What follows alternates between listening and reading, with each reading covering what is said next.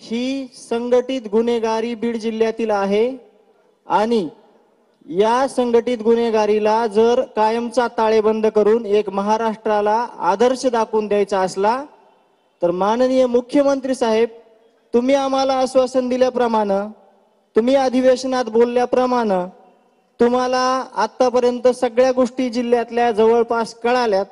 माझी एकच हात जोडून विनंती आहे, माझ्या भावाला, माझ्या कुटुंबाच्या प्रमुखाला, माझ्या गावाला आणि लाखो तुम्ही जे माझं जग ज्याच्यात सामावलेलं होतं, माझ्या कुटुंबाचं जग ज्याच्यात सामावलेलं होतं ते माझे भाऊ संतोष अण्णा देशमुख, माझा आरसा होता, मी त्याची सावली होतो। त्या भावाला लवकरात लवकर न्याय द्या, नाहीतर तुम्हाला सगळ्यांना न्याय देणं होत नसेल तर मला भाऊ आणून द्या। एकच मागणी करतो, ह्या सगळ्या जे संघटित आरोपी आहेत त्यांचे सीडीआर काढा।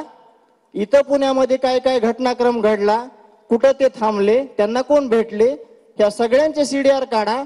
काय जितकी लाईन लागायची तेवढी लागू द्या। एकदाच दाखवून द्या असं की गुन्हेगारीला कुठेही कुणी पाठीराखण करत नाही। आरोपीला कठोरातली कठोर शिक्षा द्या।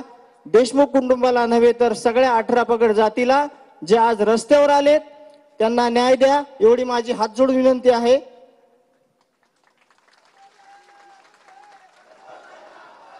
यानंतर एक महत्त्वाची सूचना आपल्या सगळ्यांसाठी।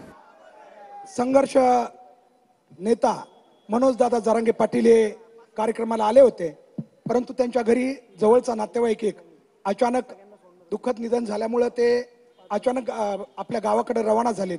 त्यांनी मोर्चात भेट दिलेली आहे, परंतु ते आज आपल्यात नाहीत, म्हणून आपल्याला या ठिकाणी मुद्दाम ही सूचना आहे।